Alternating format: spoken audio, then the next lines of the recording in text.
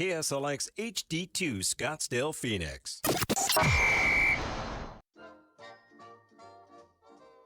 Coming right up, another fun varsity sports show. In 2019, the JV Sports Show podcast began with the idea of spotlighting young people in our community. In time, that podcast evolved into radio, television, and live stream, and through that evolution, new ideas have enhanced delivery, giving a stage to students both in front of and behind the microphone in Arizona and beyond. Thank you for supporting the Varsity Sports Show, now the Varsity Media Foundation, a 501c3 educational organization. Hey, this is Sophie, and you're listening to my dad, Vince. Dad, you owe me $20 now. Hi, kids. This is DJ Soulman from the Funk Junkies, and you're listening to the Varsity Sports Show with my man, Vince Delicio. And what's your last name?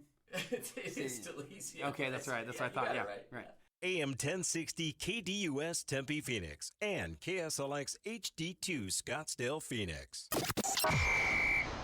This program is paid for by the Varsity Media Foundation, a 501c3 nonprofit educational organization, and its partners. You're listening to the Varsity Sports Show, home of Arizona's youth, high school, college sports, and you, empowering education and enabling dreams, right here on KDUS AM1060 in Arizona. And now, welcome to the Varsity Sports Show.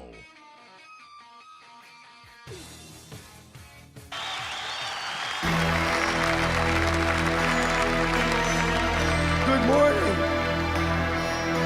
What we have in mind is breakfast in bed for 400,000.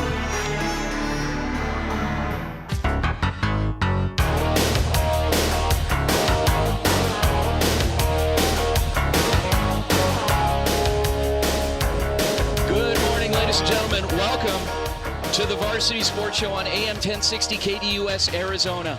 My name is Vince Delicio, and we are live. We are not in Phoenix today. We are not in Las Vegas today. We are in San Diego, California. I think we let the cat out of the bag during last week's broadcast that we'd be hitting the road a little bit this summer, and escaped. I was telling the story as I was driving on the 8, going through Gila Bend yesterday afternoon. It was about 3:30, and it was 117 degrees. And as soon as I pulled in, went into the foothills, as you know, those switchbacks before you get into San Diego County, where it's kind of a mountainous region, some boulders in there, it like dropped to 78. And then as I kept driving west into San Diego, it dropped down to 65. And I was like, oh, man, we picked a great time to broadcast. Anyway, guys, thank you so much. One thing we did not let out of the bag is where we were hosting the show this week, and we literally didn't know until yesterday. We got special clearance. Me, of all people, special clearance. We are at Naval Base San Diego, an iconic, we try to find iconic places to do the show this summer, and this... Thank you, U.S. Navy, for giving us this opportunity. We're basically what they refer to as a 32nd Street Naval Base. Many boot camps have been held here. They still are to this day. The Marines come through here. And we are joined by the public affairs officer who you might as well call her. You might as well call her the commanding officer of the base because she runs everything here. Her name is Krishna Krash Jackson. Krash, thank you so much for the opportunity. Thanks for giving us permission and allowing us to do the show here this morning for our Arizona and our national audience. Good morning. I am super happy to be here and happy to speak on the Navy's behalf regarding any questions you might have. And guess what? Welcome to Naval Base San Diego. Oh my gosh, this is such a high, a thrill. And I'm also joined by one of our amazing team members for the summer. His name is Pham. He is a senior out of San Diego State University. Our first intern from SDSU. Mac, I told you you'd have a lot on your shoulders being the very first. How does it feel to be the first to come out of San Diego State to join the Varsity Sports Show? It's definitely an honor to be the first intern at San Diego State University, but yeah. I think I'm just like any other interns. I've earned my spot to be here with the Varsity Sports Show. You think you've earned your spot? I think so. You will today, for sure. And you got your work cut out for you. You worked hard to help prep for today's show, and you have a lot riding on this. Literally, man, I tell you what, you better do a good job today or else. I'm kidding. Yeah. No, Mac, I am thrilled. I'm excited. We have a lot. I've got a lot of questions. Okay, so we're going to turn it over to Krash Jackson, the Public Affairs Officer here at Naval Base San Diego. Krash, first of all, the who, the what, the why, the where. How long has this base been here and a part of this community? So Naval Base San Diego was established in some form or another in 1922. Okay. It was called Destroyer Repair Base San Diego. Wow. We actually celebrated our centennial a couple years ago in September 2022. And Naval Base San Diego is actually continuing to host an open base, what we call an open base event, where we invite the public to come. So in November, we will be doing that. We're calling it Meet the Fleet at 32nd Street. Yeah. And we'll be promoting that. Right now, we're still in the planning phases, but we want everyone in San Diego, and if you want to come from Arizona, hey, come on over to San Diego and check out Naval Base San Diego on November 2nd. This is amazing, because I told you the last time I was here was when my brother graduated from boot camp in 1980, and a lot of the buildings look like they've been preserved in time. Like you might as well put them in a jar with formaldehyde, because they are like preserved. I mean, everything looks pristine. It's clean. I'm not going to do it, but it looks like you could eat off the floor here. I'm not going to test that theory, but how much work, how much time goes into keeping the base looking the way it does? So whenever we talk about Naval Base San Diego, we talk about being the best and most excellent base in the Pacific Fleet, if not in the fleet as a whole. Because we take pride in what people see when they come here. We are not just an industrialized base with ships and other types of commands here supporting the surface fleet. We are sailors' home. Sure. We are a place for people to learn about the Navy. We want people to know that the Navy is actually an amazing organization that supports its sailors to the best of its ability, and as you said, clean everywhere. And it's because we ask, our tenant commands, can you, take pride and ownership and make sure the areas around your facilities are clean. And they help us do that, because we definitely, as a staff for Naval Base San Diego, couldn't do it by ourselves. What are these ships behind us over here? Which ones are they? Because there's quite a few, and there's a few aircraft carriers, it looks like, as well. So they are called mini aircraft carriers, but there's nothing mini about them. No, absolutely They not. are amphibious assault ships. So we actually have this one you see here with the white on it. That is an LPD, a landing platform. Yeah. And then we also have, over here is LHD. So we have LHA, LHD, those two there. Like I said, nothing mini about those carriers. So they are being outfitted to support F-35s, but their typical aircraft are helicopters. They have a complement of Marines on board. When they get underway to go deploy, there are about 5,000 on board that ship. Wow. And then the LPDs, they actually support the NASA mission. Outside of their normal mission, which is Marines and amphibious landing, they actually have been supporting the NASA's mission to the Moon and Mars since 2014. So whatever ship might be available when NASA is doing their training, they roger up and support that. So if you see anything about that in the future, that's an LPD supporting that mission. How many people are serving on the base? How many people call I know it's different numbers. How many people call the base home? How many boot camps in terms of participants with the Marine Corps, because they come here and they do some boot camp work here as well? Like, what does that look like in a typical year with numbers? And how many ships? So our ships on average have about 60 here at Naval Base San Diego home ported, meaning those ships deploy, so they're not all here at the same time. So we have a roughly, 40%, 30% in port at any time. And some of that's changing because our mission is also expanding to maintenance of the ships. So, as our fleet grows, We want to make sure that those ships are ready to deploy, so they have maintenance gets done here as well as the shipyards. For the Marines, they come from Pendleton and Miramar to embark the ships. The Marine recruits may come visit us, but their training happens at Marine Corps Recruit Depot, which is over by Liberty Station in San Diego. Okay.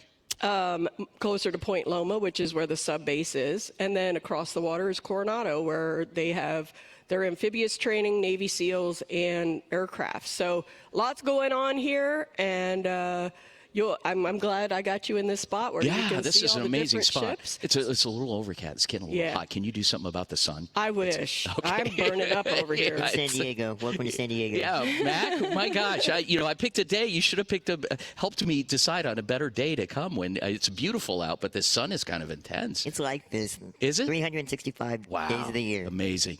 So we're at the old 32nd Street Naval Base San Diego here in San Diego, California, joined by the Public Affairs Officer on base, Krash Jackson. Krash, you were active duty Navy. This has been your career. Now that you're out, you're civilian. What's changed from when you joined way back when, however many years ago it was, to now? What have been some of the biggest changes that you've noticed? Quality of life. Really? Yes. It's improved?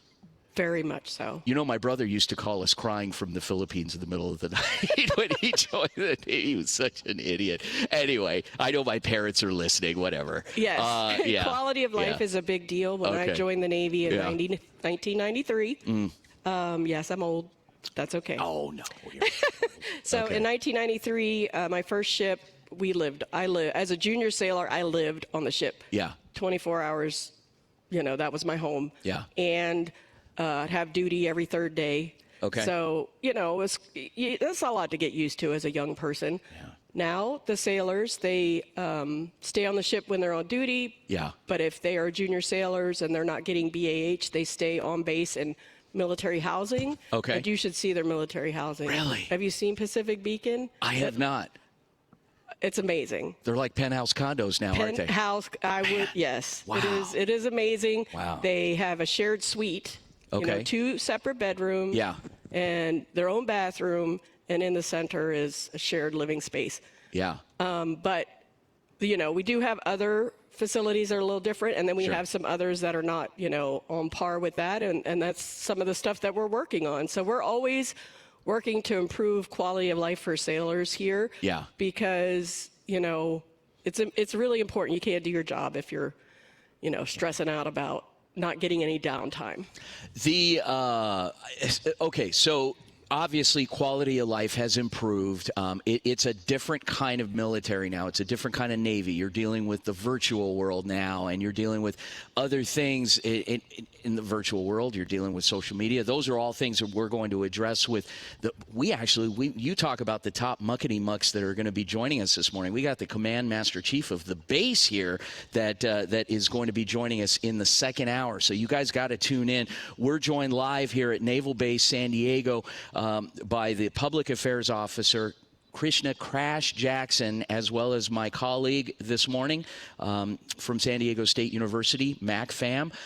What an amazing day. Thank you so much for the opportunity, Krash, to be here. Thanks for hanging out and answering questions, and we're going to come back to you throughout the show. I'm just privileged and honored that we had this opportunity to do this, and hopefully we can do it again. Thank you. I appreciate you letting me talk to everyone today. Oh, yeah. Okay. All right, guys, when we come back from the break, Mac, what do we have coming up next? Next up, we have Robert Diaz with his interview with the Cal quarterback, Fernando Mendoza. Awesome. Guys, don't go anywhere here on the Varsity Sports Show, AM1060 KDUS Arizona and beyond, wherever you're listening from, whatever part of the country, the world. Thanks again for tuning in. We're at Naval Base San Diego. Don't go anywhere. We'll be right back. Go Varsity.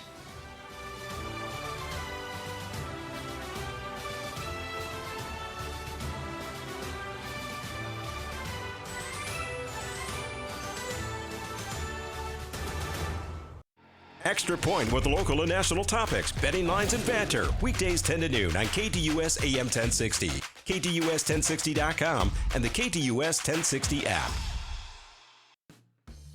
APAC is your one-stop source for all your automotive and heavy-duty air conditioning parts, supplies, and equipment. They're family-owned and have been the Valley's go-to for all your auto AC needs since 1982. Whether it's for your everyday or vintage car, commercial, or off-road vehicle or equipment, APAC has you covered. Call APAC, AAPAK, the AC experts at 602-254-1116 and ask for the Varsity Special to get 10% off your purchase. Hey guys, Vince here to talk about Angel Dentistry. It's where my wife and I have gone for over 10 years, and we trust them with our routine and extensive dental care because they care. Dr. Amber Angel is an Arizona native, born in the town of Miami, and has been practicing in the Valley over 20 years. For general to comprehensive dental services, call 602-788-2008. Located off of Cave Creek Road just north of the 101 in North Phoenix. Angel Dentistry, proud supporters of our young people and proud partners of the Varsity Sports Show. Hello everyone, my name is Nicholas Anderson. I'm a sports broadcasting student at the Hanks Greenspun School of Journalism at UNLV. I am stoked to start creating visual and audio segments along with broadcasting and sideline reporting for different games this season. As a writer for the UNLV Scarlet and Gray, I can provide insightful knowledge on a variety of different sports. I am excited to be a part of the team this season and looking forward to kicking off the year right on the Varsity Sports Show. Every Monday night, check out Ray Adams as he hosts the Monday Night Golf and Lifestyle Show from 6 to 7 p.m. here on KDUS AM1060.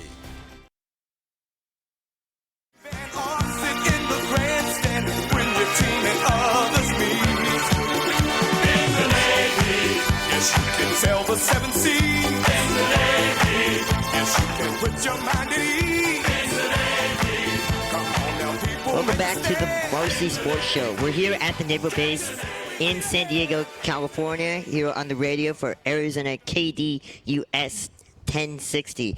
We have coming up is one of our colleagues, Robert Diaz, with his interview with quarterback out of Cal, Fernando Mendoza. In case you didn't know, the theme of today's show is going to be California. We're featuring a lot of content on things going on in and around the state of California. And obviously, we're an Arizona-based show, but we really want to showcase where we're at because our amazing intern team, we have one of which is at San Diego State University, and the young man sitting next to me in Pham. So, yeah, Mac, cue it up and let's go.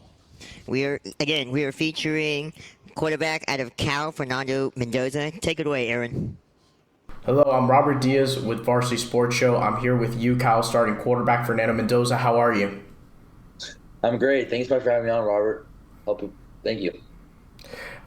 So what would you say inspired you to start playing football, and how did you end up as a quarterback? Yeah, so I was taken to the carousel of young sports when I was young, as far as I think a lot of people did, the soccers, the footballs, the basketballs, all these other different sports. And football was a large attraction to myself because it was a team sport. And not only was it a team sport, these other sports, no offense, I love them, but basketball and soccer, you could have one elite athlete and all the others be all right and still be very successful, or have somebody mess up and still be very successful. In football, you really truly need to orchestrate a great defense, a great offense in order to be successful.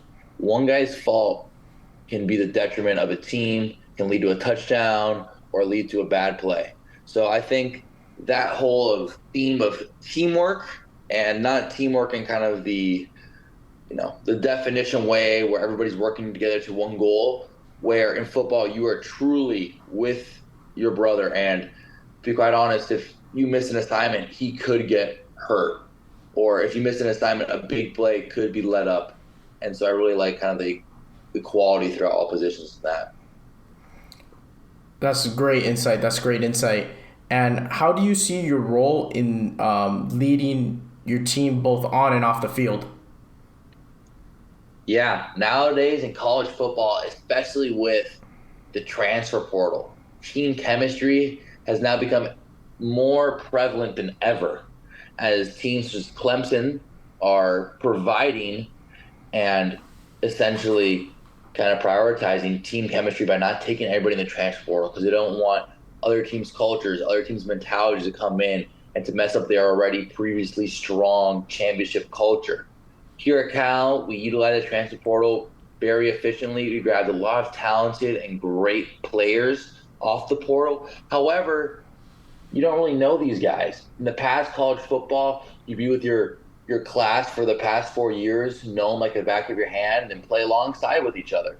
But with the transfer portal, you have guys basically kind of, you're renting guys for 1-2 years, and I've seen it where guys have literally only been here for 4 months and then left.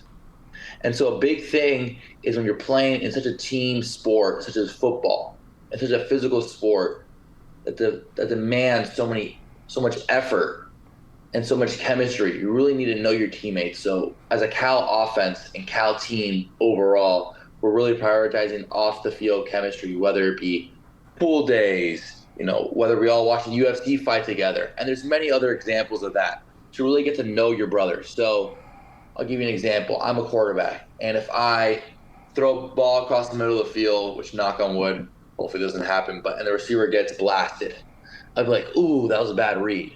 But if I know him, and that's my brother, even he might be a transporter guy, I get to know him, I know his story, I know about his family, and I throw that same pass, and he gets blasted, I'm like, dang, yeah, it was a bad read, but that's my boy. That's my friend, that's my brother, and I just got him hurt. So it gives a little bit more of care with the team, and especially in college football where the margins are so small, something like care and a little bit more effort can be the difference between 6-6 and 10-2. Certainly. There are very small margins in a college game, and with the expanded playoffs, things may get wild. How do you handle, I think you touched on this a little bit, how do you handle in-game adversity, like making a mistake or having the team fall behind on the scoreboard? College football is such a momentum game. So whether you're on riding the wave of the momentum or on the downside of the momentum, you're going to need to be able to handle both. For example, we played USC this year, and we were up by 2 scores. And we had all momentum, and unfortunately a couple turnovers changed the tide, and we had the current going against us, and USC ended up edging us by 1 point. But it shows you that even when you're behind on the scoreboard, one big play and one big anything, whether it's a defensive play or offensive play, it can really change the tide of the game. And I think it's good to realize the fact of momentum. Like, hey, momentum's not on our side, but if we keep on playing our brand of football, keep on playing with immense effort, energy, and care, we're going to be able to turn this thing around. Because a lot of people, and I've seen this has happened to myself before and our team before, and we've ended up getting out of this, but it can kind of be as a quicksand pit. It's really not as bad as you think, and then all of a sudden you let it consume you, and you're at the bottom at the quicksand, and there's no getting back out. Thank you so much for your insight. It's been very helpful. This has been Robert Diaz of the University of Florida, reporting for Varsity Sports Show. Welcome back, and I'm here with my colleague, Robert Diaz, out of the University of Florida. Robert, how are you doing this morning? I'm doing great. Glad to hear that. Great interview. And so here's what I have for you. So quarterback is arguably the most important position in football. What did you see in Mendoza as you were conducting that interview? What did you see him that made him stand out, whether it be from a skill set standpoint or a leadership aspect? Well, I've known him since high school. He was the starting quarterback at my high school. He's always had a very professional demeanor about him. He's always the skills on the field, they show for many quarterbacks. I mean, he of course had the skill, the physicality, the height, all that, but what really showed is that he was a professional and a leader, even from being a sophomore, leading us to our first state championship. Even though he wasn't the starter, he still came in there and still put in the limited spots he had, put the team on his back. And then again in 2021, putting the team on his back again to get the Tri-County Championship, stuff like that. You know, those moments he showed he was a leader, not just throwing passes, but really bringing the team together and bringing them to new heights. What was your biggest takeaway from Mendoza when he talked about his teammates like they were his brothers?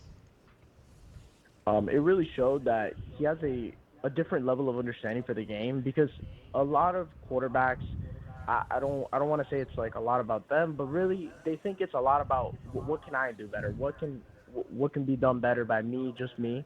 But it's really, you have to win as a team, because one good player in football will not carry a team many times, because it's such a team game. The 22 guys on the field, really you can only control, the other 10 on your side of the ball, really. But it is contagious, your energy and what you put out. So it really helps the team, or it can hurt the team. But I think he's really, really helping this team out by being a positive influence and really like trying to, get wins and build a legacy at the program that he's at right now. And he's been a very professional person, very positive, and really he's taken team building to a real extent, which is very, very refreshing to see. Love it. Thank you for your insight, Robert. That is Robert Diaz, a colleague out of University of Florida. Next up, we're heading to baseball with Doug Santo out of Arizona State with news on the LA Dodgers. For Varsity Sports Show, I'm Pham out of San Diego State.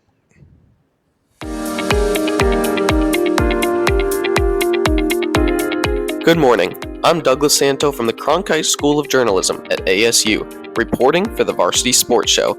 The Los Angeles Dodgers have been the best regular season team in the MLB over the last few years, but have failed to make it back to the top for a World Series championship since the shortened COVID-19 season in 2020. The Dodgers have lost in the divisional round of the playoffs each of the last 2 years after winning 100-plus games for the last 3 years. To try to make the leap they needed to go all the way this season, they spent over $1 billion in free agency, blowing all record books away. But with that spending, they acquired two-way Japanese superstar Shohei Ohtani, who may end up being the best player to ever play the sport. Japanese star pitcher Jordan Yamamoto and former Rays star pitcher Tyler Glasnow, among others. Now just over halfway through the season, the Dodgers are on pace for another 100-win season. However, many expected them to possibly challenge the best regular season of all time with the talent they acquired during the offseason. But due to injuries, which have plagued them for the last few years now, I think they'll be content winning their division and making the playoffs for a run at the World Series championship. The Dodgers currently sit at 51-31, heading into their weekend series against their in-state rival San Francisco Giants. They've won 4 straight and 8 of their last 10 games. It seems as though they are heating up. However, on June 16th against the Royals, Dodgers superstar shortstop Mookie Betts went down after being hit by a pitch that fractured his left hand. There is no timetable for Betts' return, but experts say this injury normally takes 2 to 3 months to heal. So, Betts should not be out for the season, but will miss extended time.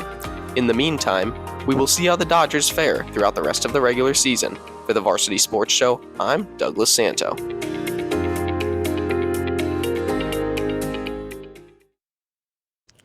Welcome back to the Varsity Sports Show. We are here at the Naval Base in San Diego, California. Radio Arizona KDUS 1060. I'm Pham out of San Diego State here with my colleague Vince. Vince, how's the weather here in San Diego? It's beautiful temperature-wise, but this sun is really starting to beat down on us. My sensitive olive skin is gonna turn red here pretty soon. But it is a beautiful morning here in San Diego, and Public Affairs Officer Krash Jackson has been so gracious in allowing us the opportunity here. Mac, what do we have coming up next?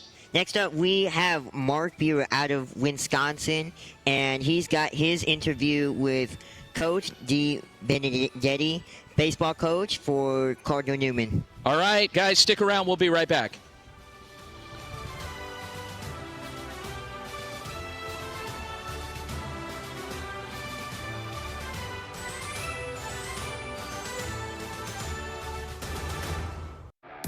Check out KDUS AM1060 on 100.7 KSLX HD2. That's right, HD radio on 100.7 channel number 2. The Angry Crab Shack in Tempe, with an experience so good it remains indescribable, with something for every seafood lover. Try one of their amazing custom seafood boils, sandwiches, appetizers, and salads. Angry Crab Shack Tempe is located east of I-10 on Warner Road, 480-674-3847. The Angry Crab Shack in Tempe. Come ready to eat.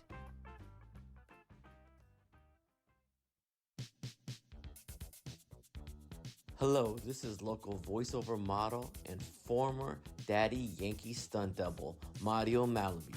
Be sure to DM us your questions for Ask Lucas on Twitter. And you are listening to the Varsity Sports Show on AM 1060 KDUS, Arizona.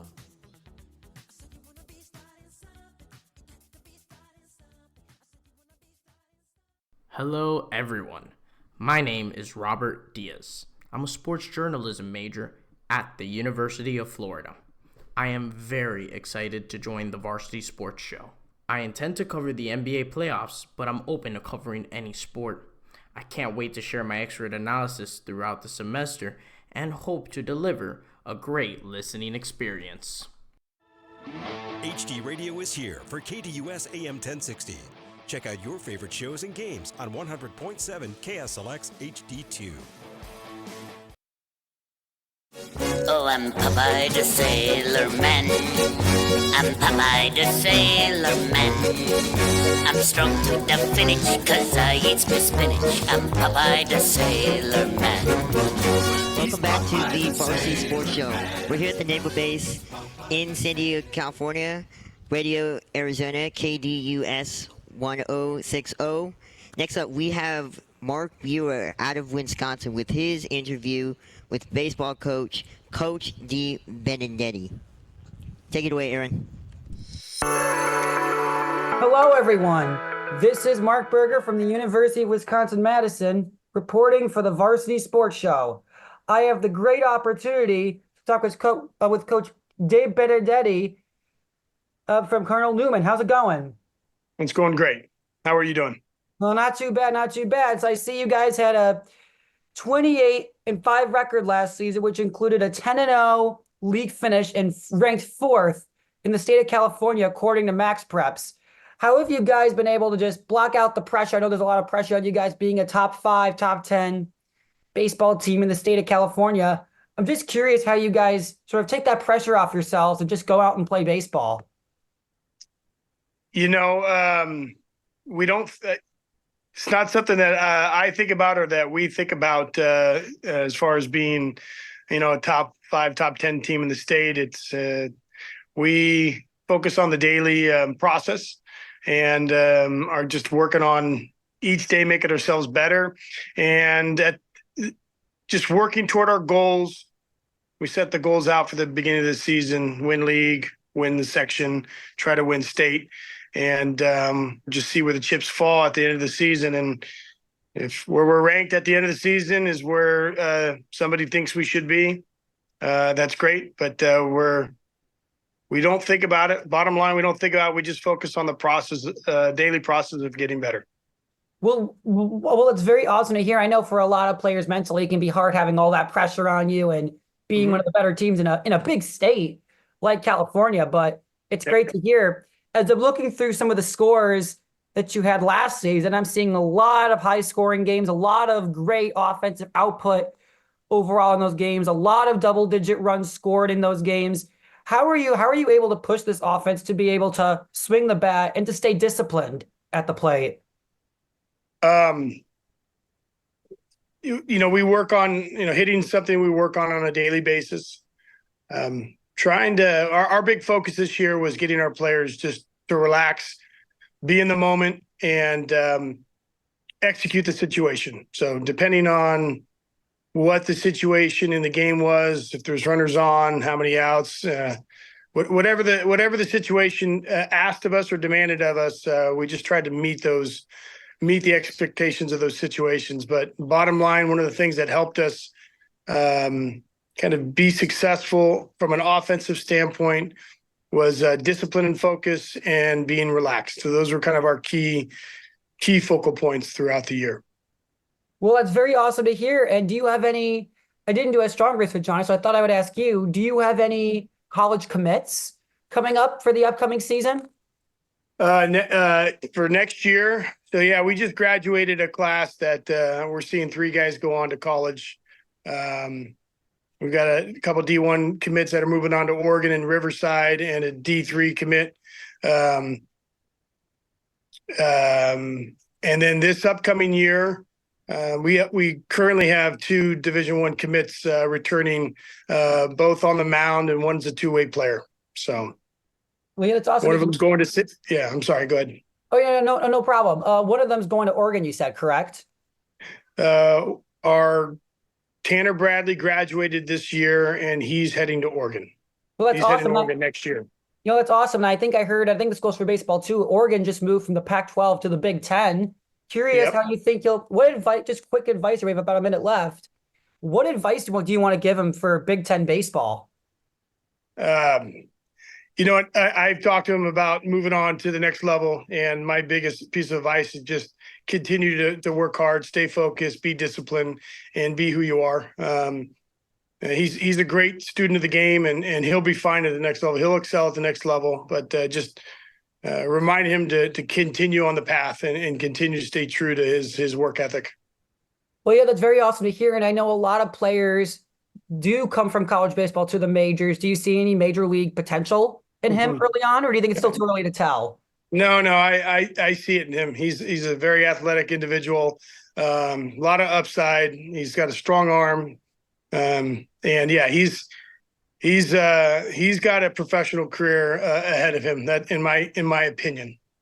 Well, that's very awesome to hear. Well, thank you so much, Coach, for joining us. And again, this is Mark Buerger from the University of Wisconsin-Madison, reporting for the Varsity Sports Show.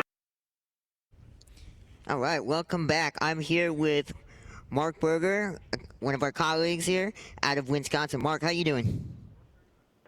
Not too bad, Mac. How are you doing yourself? I'm doing well, thank you. So, as you were conducting that interview with Coach, what was the one thing that you saw from him that would make players want to play for him? Well, I think this is a team that has developed a lot of talent. Of course, you saw that one Big Ten commit to Oregon, but not even just that, but the way that they're able to handle the noise. And what I mean by that is the noise from, being one of the top teams in the state of California, right? I think that's a pretty big deal. But, these are players and this is a coach that doesn't let that pressure get to them. And that's why they've been winning so much. They just stay focused. They stay at the task at hand. And I think they've been able to develop a lot of great talent, a lot of big college commits like the one to Oregon. So I think this is just a program that has just been so successful, and I think it'll continue to be that way. So was it the success of the team, as you mentioned, they were the 4th ranked team in California, according to Max Preps. Was that the reason that gave you the idea to pursue this interview with Coach, or was it something else? Well, I think I was curious to see kind of how, I think that was part of it because, I only wanted to see what talent one of the best teams in California was developing. And also, my first question in the interview, of course, was about how they handle the pressure and how they handle the noise. And, Coach was telling me that, they just block it out. They just continue to focus during the games. And that's something that I was really curious about, because it's very easy mentally to focus on the noise when you're one of the best in a huge state like California. But I think the team does a good job just trying to ignore that to the best of their ability and then just play baseball. Yeah, I think you picked up an excellent coach, excellent choice, terrific coverage. Thank you for your insight, Mark. That was Mark out of Wisconsin. That was Mark Buerger out of Wisconsin. Next up, we have Nick Anderson out of UNLV and his news coverage on the LA Galaxy. This is Nicholas Anderson from the Hanks Greenspun School of Journalism at UNLV, reporting for the Varsity Sports Show. We have officially reached the halfway point in this year's 2024 MLS season, and California's very own LA Galaxy has arisen as one of the favorites to win it all this year. The club is coming off a 3-game win streak and has won the last 5 of 6 games dating back to May 25th against the Houston Dynamo. The club is led by midfielder Ricky Puig, who has been a star sensation for the Galaxy this season. The 22-year-old star is known for his creativity, vision, and pass accuracy. Puig has been instrumental in controlling the midfield, providing assists and scoring key goals, and is slowly making a case to why he is the best midfielder in today's game. Martin Cesarez has been the centerpiece for the defense this season for the Galaxy. The veteran has brought stability and leadership to the Galaxy's backline. Gaston Brugman has also provided leverage on the defensive end of the ball. Brugman is known for his defensive capabilities, ball-winning skills, and ability to break up opposing attacks. Brugman is crucial in providing balance to the team's midfield. The Galaxy currently sit third in the Western Conference with a 10-3-7 record. The club's next game is set up against the San Jose Quakes today at 7:30 p.m. Pacific Standard Time, who currently are last in the Western Conference. The Galaxy are a perfect 6-0-3 at home and hope to keep their 3-game winning streak alive to end the month of June. The Galaxy look to get back to their glory days when they won the MLS Cup over a decade ago. The Galaxy have won the MLS Cup 5 times dating back to 2002, and what would be a significant year if the Galaxy can do it again in 2024. The season still plays on till October, and the Galaxy still have a long ways to go before they have a chance to call themselves champions. From the Varsity Sports Show, I'm Nicholas Anderson.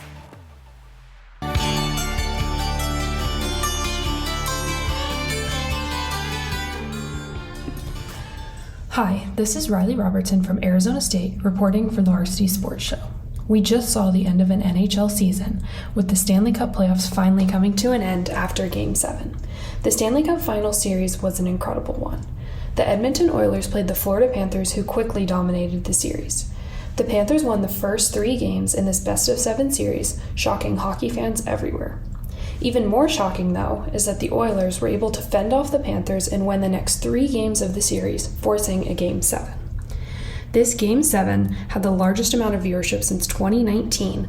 Over 7.6 million people tuned in to watch Game 7. The Panthers jumped out to an early lead on the power play, making it 1-0 in the first. Edmonton was able to answer, though, with a goal from Matthias Janmark to tie it up midway through the first period. The second period showed us some back-and-forth hockey, although the Panthers were able to make it 2-1, courtesy of Sam Reinhart.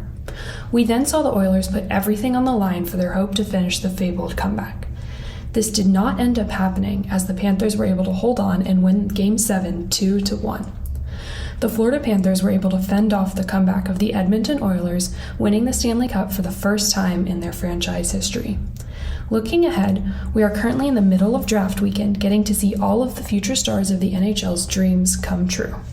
After the draft, we have some time off until training camp and preseason games, with the season starting up again in October. Thank you so much for listening to the Varsity Sports Show. This is Reilly Robertson from Arizona State.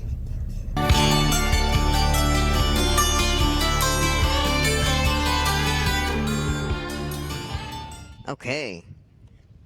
Next up, we will have Arizona State's Doug Santo and his interview with football head coach Raul Lara at a modern-day high school. Mac, I got to interrupt you real quick. Yeah. How are you feeling so far?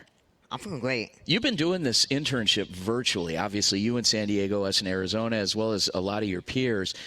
How is it different sitting here next to me? You know, are you like totally disgusted, or are you having fun? Or you know, I am feeling great. Getting a combination of the experience, the repetitions, and most importantly, having fun in all this. Honestly, I feel like this isn't even like my first time doing this in person, because I've done a couple of segments where I've gone out downtown San Diego and interviewed some people. So I feel like this is kind of like. I tell you what, Mac, you got some serious stones, because I've seen you in front of in front of Petco Park, with the Padres games, interviewing fans, like random people coming up. That takes a lot of courage. I appreciate that. Yeah. I think it's just about breaking the ice. Breaking the ice it is. Okay, so what do we have again coming up after the break, Mac? Coming back, we have Arizona State's Doug Santo and his interview with football head coach Raul Lara at a modern-day high school. Awesome. Guys, don't go anywhere. We'll be right back.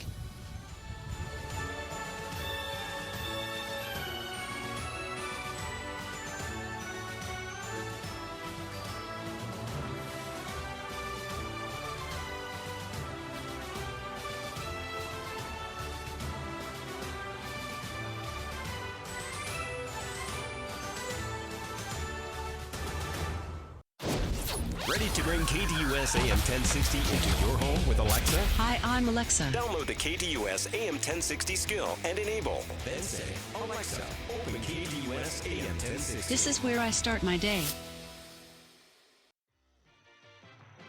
Yep. Hello, sports fans. This is Dick Stockton, and you are listening to Arizona's home of youth, high school, college, and you, the Varsity Sports Show on AM 1060, KDUS, Arizona.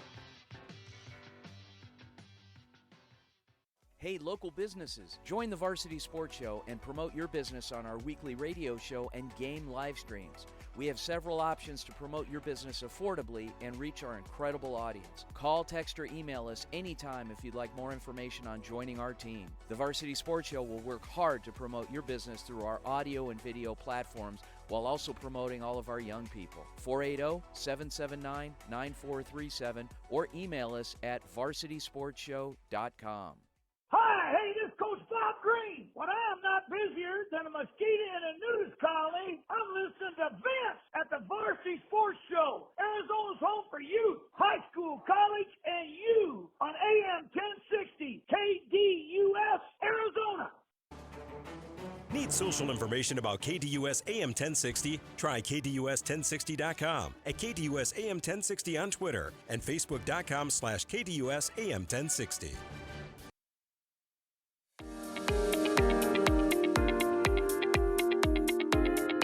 Good morning. I'm Douglas Santo from the Cronkite School of Journalism at ASU, reporting for the Varsity Sports Show. This week I had the opportunity to talk with new modern-day high school head football coach Raul Lara. Coach Lara has an illustrious coaching career, and he took me through that journey along with the expectations now that he's at modern day. Coach Lara started at Long Beach Poly High School back in 1991, and he told me how he got there. Well, you know, I went to Long Beach Poly and I graduated at Long Beach Poly. And when I finished getting my degree, my defensive coordinator at the time I was playing, he actually became the head coach then, asked if I wanted to coach. And I had no intentions or anything like that to coach. And then so I'm like, yeah, I'll go out there and help you out. And the next thing I know, I really, really liked doing it. And after stints at multiple coaching positions, Coach Lara became the head coach. He told me he was getting ready to retire, leave Poly, and go to Long Beach City College. He said that, you know, I think you need to be the next head coach. And I looked at him and I'm like, you're crazy. I'm not going to do this because all the madness that you deal with and everything, I don't want to deal with that. But when he actually really was planning to leave and everything, we as a staff did not want anybody coming in and kind of changing what we had already. And so I decided to go ahead and do it. And then from there, my career just went crazy. So I was truly blessed. He said he was just blessed to be able to take over a program Jerry J. so brought back to the top and sustain that success. After his time at Long Beach Poly High School, Coach Lara took the head coaching job at Warren High School for 5 years because they promised 2 of his coaches could come with and have teaching jobs. But before and after his time at Warren, he spoke with UCLA Bruins. Guys, welcome back. You got to love live radio. We are out at Naval Base San Diego here in San Diego, California. And, we've taken a little road show this summer, as we do every summer, featuring our amazing broadcast intern team. And I'm joined by one of them, senior out of San Diego State University. His name is Pham. Let's go back to that interview with Doug Santo, and then we're going to bring the public affairs officer on with us. Go ahead, Aaron. At the time I was playing, he actually became the head coach then, asked if I wanted to coach. And I had no intentions or anything like that to coach. And then so I'm like, yeah, I'll go out there and help you out. And the next thing I know, I really, really liked doing it. And after stints at multiple coaching positions, Coach Lara became the head coach. When he told me he was getting ready to retire or leave Poly and go to Long Beach City College, he said that, you know, I think you need to be the next head coach. And I looked at him and I'm like, you're crazy. I'm not going to do this because all the madness that you deal with and everything, I don't want to deal with that. But when he actually really was planning to leave and everything, we as a staff did not want anybody coming in and kind of changing what we had already. And so I decided to go ahead and do it. And then from there, my career just went crazy. So I was truly blessed. He said he was just blessed to be able to take over a program Jerry J. so brought back to the top and sustain that success. After his time at Long Beach Poly High School, Coach Lara took the head coaching job at Warren High School for 5 years because they promised 2 of his coaches could come with and have teaching jobs. But before and after his time at Warren, he spoke with UCLA Bruins staff. Nothing ever worked out, so he decided to take a year off. Him and his wife would watch high school games all over the place every weekend, and it showed him he wanted to get back into it. Here's Coach Lara talking about his journey to modern-day high school. And the AD at St. Anthony's has been trying to get me over there for many years to be their head coach. When the president heard about that, well, he decided to make a change, and he hired me as the head coach at St. Anthony's. So obviously 3 years of St. Anthony's and learning the private sector really helped me in a sense of coming over to modern day. But not only that, that same president ended up becoming the president at modern day. And so that's how, it's all connected. So that's how my coaching career has been. I'm a firm believer of the Lord Jesus Christ. And I feel like how the Lord kind of set this up for me, like had me go through Poly. Poly was big time back then, and then go to different schools where they weren't big programs, but it really showed me that, you know what, I can do this, because everybody, when I was at Poly, everybody was saying, oh, the reason he's winning is because he has athletes. Well, I went to Warren, didn't have that many athletes, and we turned that program around. And then we went to St. Anthony's and did the same thing. So it kind of proved to me that, like, okay, I know what I'm doing. And then obviously this spot right here, I'm truly blessed and honored to even be the head coach at Modern Day. Then Coach Lara explained how the pure talent that comes through Long Beach Poly, combined with coaches using that talent in the right way, culminated to so much success. I don't think there's any area that had so many people become professional athletes come out of one area like that. And so obviously we were blessed in the sense of at the time at Poly, we were getting, all the athletes coming to our school and this and that. But even though when you have athletes, you still got to manage them and you still got to coach them. And so we also had an awesome coaching staff. And so with that combination, the success obviously happened. Now at Modern Day, Coach Lara talked about the rivalry between his former high school, Long Beach Poly, and his new current school, Modern Day. Everybody asked us who's our rivals. And we would tell people it's Modern Day. And they're like, no way, it can't be Modern Day. Modern Day's not even your league and this and that. And I said, no, they're the only team that really we can compete. And if you look back since 1997, we beat them, then they beat us. Then we tied, and then we beat them, and then they beat us. It goes back and forth ever since then. From his time at Poly, Coach Lara knows all about high expectations at Modern Day with success in every sport. His team just won 2 summer tournaments in their first real action under their new head coach, and this was his message to the team. Hey, this is what is expected here at Modern Day, is us, winning tournaments and winning CIF championships and state titles and stuff like that. And so, again, it's just something that it's expected there, which I kind of remember when we were at Poly, we were expected to win too. And if we didn't, then it was a disappointment. And I'm pretty sure Modern Day is that way too. You can feel it. But again, we're so talented right now. We got a lot of talented kids. And just keeping these kids together and having them understand the brotherhood and playing for each other and loving each other and stuff like that. I truly believe if I can get them guys to understand that, there's not going to be too many people that are going to beat us. Coach Lara and the Modern Day football team get their season underway in August. For the Varsity Sports Show, I'm Douglas Santo. Hey, what's good, Doug? I'm here with Doug Santo out of Arizona State. How you doing, man? I'm doing good. How you, Matt? I'm doing well, thank you. You had a terrific interview with the football head coach, Raul, out of Modern Day High School. So, in your interview, Coach Raul, he touched upon multiple topics such as his faith, rivalry schools, and having high expectations. Which topic was the most interesting to you as you developed his story?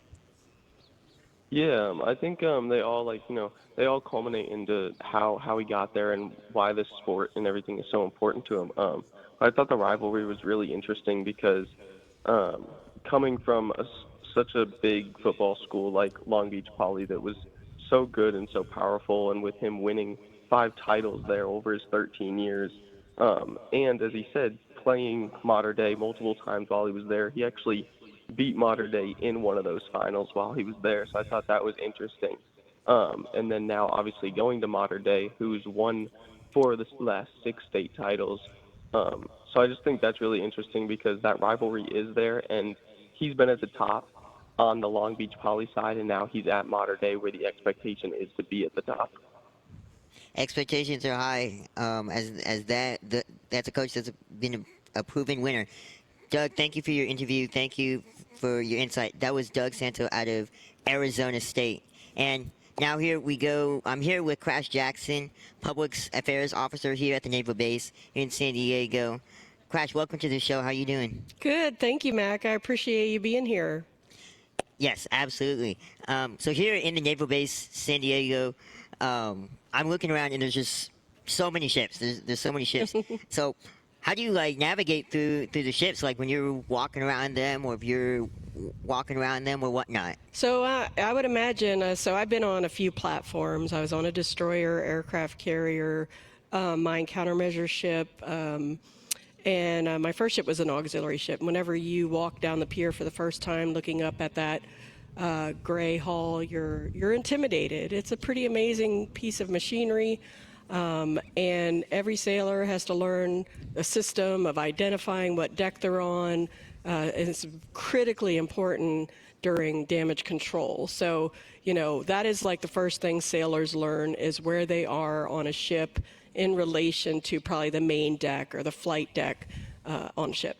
You use that word intimidating. Honestly, if you threw me out there into one of those ships, I think the moment I walked into one of those ships, I think I would be intimidated myself. I think everything would probably look the same to me walking around just a huge, massive ship. So I was just looking at this. The Naval Base, it was named the Repair Base San Diego in 1943, and it has made improvements throughout the course of its history. So here we are in 2024. What improvements in this naval base? What other improvements are they looking to make in the future? We have a small footprint. If you think about Navy bases, we are actually bisected by Harbor Drive, 32nd Street as well. So we're stuck into three pieces, and the wet side is only about 1 mile wide by 3 miles long. And having the bulk of the Pacific Fleet stationed here, there's not a lot of space for all the supporting commands. So what we try to do for improvement is, how can we maximize, the CO often emphasizes teamwork, thinking outside the box. So how can we maximize the limited space we have and accommodate parking, facilities that support the ships, quality of life initiatives, things like that. So we're those kind of things are what we're looking at in the future, because the future, we're going to grow. As you said, you're just talking about doing more with less space. So it sounds like you're just trying to do more things with the less resources that you have, right? Is that right? Correct. Yes, most definitely. Everything is expensive, so we want to make sure that we use every dime that we get to the best of our ability. Thank you so much for your time, Krash. That was Krash Jackson, Public Affairs Officer for the Naval Base out of San Diego. And next up, we have Nick Anderson in his interview with Coach Wilkerson.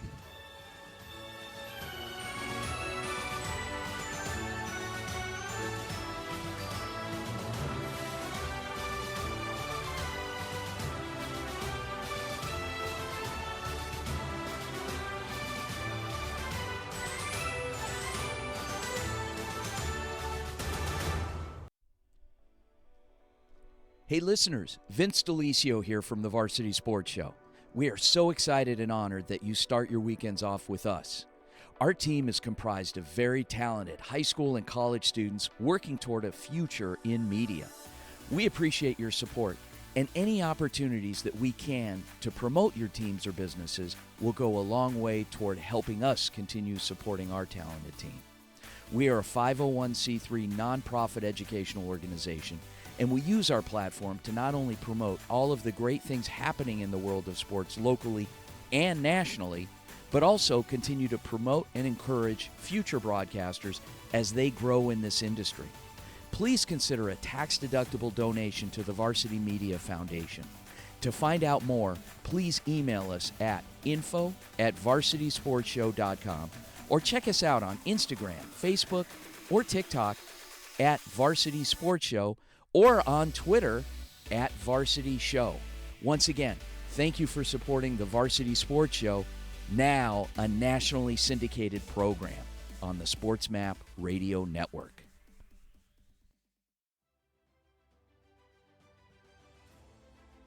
Thank you for listening to the Varsity Sports Show, where our mission is to empower education and enable dreams, creating an unmatched platform to showcase talent both in front of and behind the microphone in radio, television, podcast, and live streaming. The Varsity Sports Show, still your home for youth, high school, college, and you in Arizona and beyond. AM 1060 KDUS Tempe Phoenix and KSLX HD2 Scottsdale Phoenix. What is up, everyone?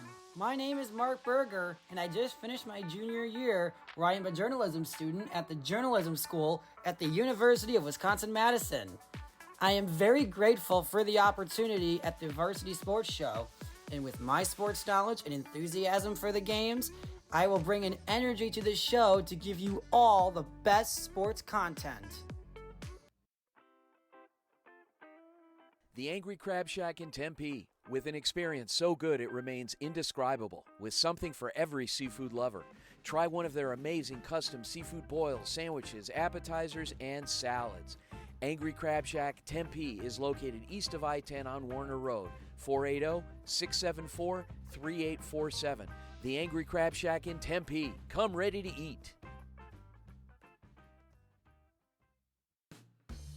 APAC is your one-stop source for all your automotive and heavy-duty air conditioning parts, supplies, and equipment. They're family-owned and have been the Valley's go-to for all your auto AC needs since 1982. Whether it's for your everyday or vintage car, commercial, or off-road vehicle or equipment, APAC has you covered. Call APAC, AAPAK, the AC experts at 602-254-1116 and ask for the Varsity Special to get 10% off your purchase.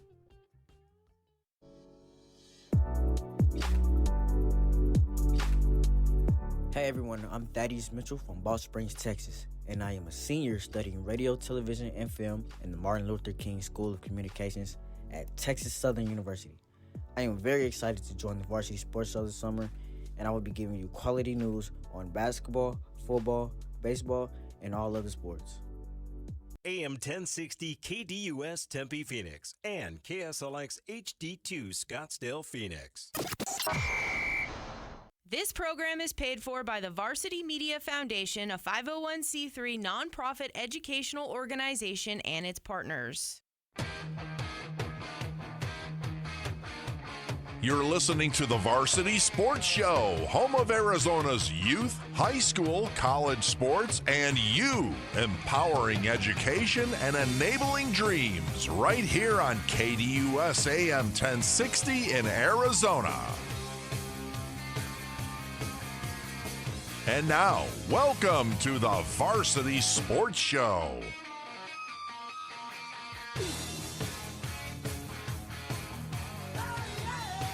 This is Nicholas Anderson from the Hanks Greenspun School of Journalism at UNLV, reporting for the Varsity Sports Show. This week, I had the pleasure to talk to California's JSerra Catholic's high school basketball head coach, Keith Wilkerson, discussing his journey and his team's success with JSerra, along with discussing the importance of faith and his relentless group of seniors that built the foundation for JSerra.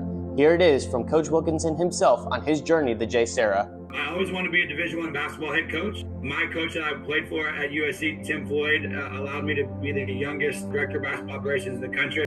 He hired me as a 22-year-old, and it was kind of on a path to try to be a Division I coach. I did that at UTEP for 4 years. Absolutely loved it, and then transitioned to Riverside to get a little bit closer to home. Honestly, I've always loved coaching. Knew I wanted to have kids and be a father and be around for my wife and just spend time with my family. And so I was like, I don't know if the college thing's for me anymore. And I was looking into potentially getting out of coaching all in general. And then last minute, it was honestly, I always say this, it was like such a God thing. JSerra just came about. This school wasn't built when I was in high school, so I had no idea what it was about. But I knew the Trinity League, obviously Mater Dei and Santa Margarita were around when I was around as a high school player. Now I said, what a better way to be able to practice faith, to be able to still be in the game in terms of basketball, coach at a high level. So long-winded answer, family was what drove me to JSerra. It was a God thing, God timing that it all worked out. Coach Wilkerson also stated that a lot of his success came with his faith and how that elevated himself to be in the position he is in today. Faith has always been big to me, and a shout out I want to do for my faith is as our athletic director at Capo, Tom Airy at the time.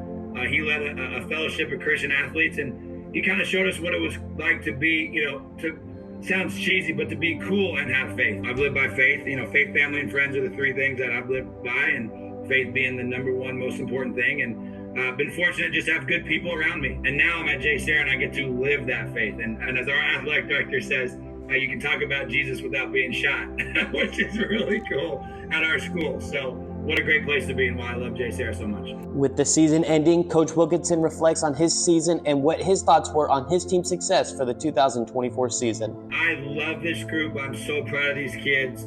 I would say that, for our school, the size that we operate, how we operate is different from even people that we compete against. So I would say, yes, we achieved everything that I had, wanted for this team to achieve. But at the same time, too, this group was such a special group. I wanted them to hang a banner, whether that was a Tree League championship, whether it was a CIF championship, whether it was a state championship. We didn't get any of those three things done. In terms of our ultimate goal, I would say, gosh, we didn't quite reach it. But in terms of who the kids are, what they've done, how they've done the things that you said, first time making the open division, just things that have never been done here. First time beating Mater Dei twice. I think we're the only school in Orange County to ever do that. I mean, just stuff like that are things our guys can hang their hat on. With Orange County Player of the Year, first time that's ever happened in basketball here. Just an unbelievable group that was loyal, tough, stuck together, and you just don't see that in this day and age. You don't see that in our area and the level that we play at. So it was just we've tried to build a family atmosphere. We tried to really, really, really, really talk about what it means to be a Lion for life. Something I learned at SC. They'd always say, hey, it's not a 4-year degree, it's a family for life. And tried to imply that here at JSerra. And I just was so proud of our group last year because they're the most loyal, committed, tough group of kids. With the departure of a highly talented group of seniors, Coach Wilkerson reflects on their contribution and what they meant to the younger players as mentors and leaders of the team. Aiden Feller, I've coached for 15 years. I don't know if I've ever been around a kid that's tougher in terms of his mentality. Our high major, Sebastian Rancic, who's unbelievably talented, going to Colorado, has a chance to be an NBA player. Guys like Diego Martinez, Cornhole, Ben Rabaro, Drew Bowman, and even guys like Mike Murphy, Tyler Kelly, Jack Dawson, that didn't play a lot, Gio Cazzetto. Just really mature and secure kids in who they were. They were comfortable with each other. They were comfortable in their roles. I'm just so proud of our guys for how they set the standard of what we want our brand to look like. And again, it's been a build-up of this for 6 years, and this group has been together for so long. And as seniors, they really exemplified what that meant, and which is why they had success. With legacies of experience left behind and experienced talent rolling in, JSerra has all the firepower it needs to get back to the Open and winning the Trinity League after coming off a season where JSerra set a school record for the amount of wins in the Trinity League, tying their 2019-2020 season. We wish Coach Wilkerson and the JSerra Lions the best heading into next season. Make sure to follow them on social media and keep up with them throughout the 2024-2025 season. From the Varsity Sports Show, I'm Nicholas Anderson. All right, welcome back to the Varsity Sports Show. We're here at the Naval Base here in San Diego, California. Radio Arizona, KDUS 1060. I'm Pham out of San Diego State. I'm here with Nick Anderson out of UNLV. How you doing, Nick? Doing fantastic, Mac.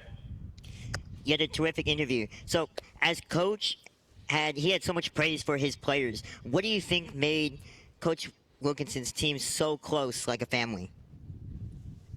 Yeah, I think it's just him instilling trust into his players. Throughout that interview, he talked about how his teams before this team built the foundation for JSerra. He talked a lot about his 2018-2019 team, which featured DJ Rodman, son of Dennis Rodman, and then his 2019-2020 team, who was, just as dominant as this year's squad, really building that foundation. And then leading up to this season, they had their best. They had their best season under Coach Wilkerson, going 25-7. They were 16th ranked in California. They stood together. They united as a group. They trusted each other. You heard in the interview, the seniors knew their roles. They knew what role they had to play to the younger group, the juniors and the sophomores, and they instilled trust into each other, which led to a fantastic season. And so, what's been the Hey, Nick, we're gonna have to transition away. Thanks so much for joining us this morning. You did a great job on your reporting. We'll be back in touch with you for next week. Okay, bud? Fantastic. Thank you, Vince. Awesome. Okay, Mac.